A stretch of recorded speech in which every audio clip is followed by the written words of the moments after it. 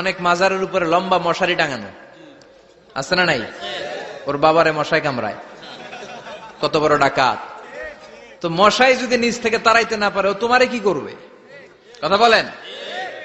মশা তাড়াতে পারে না নিজের গা থেকে, তোমারে কি বাঁচাবে?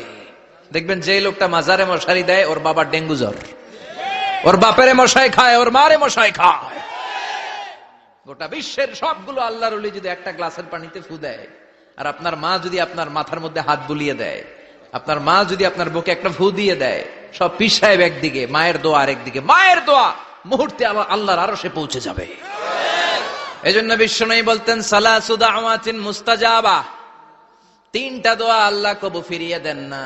এক নম্বরে হচ্ছে দাওয়াতুল মুসাফির, সফর অবস্থায় দোয়া করলে কবুল করে কে? আল্লাহ। দুই নম্বরে দাওয়াতুল মাজলুম, অত্যাচারিত ব্যক্তির দোয়া কবুল করে কে?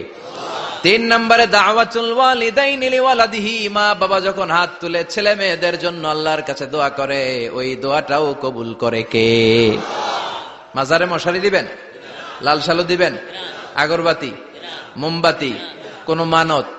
মাজারে মানত করা যায় না। ইন্নী নাযারতু লির রহমানি সাওমা, মানত করতে হয় রহমানের নামে।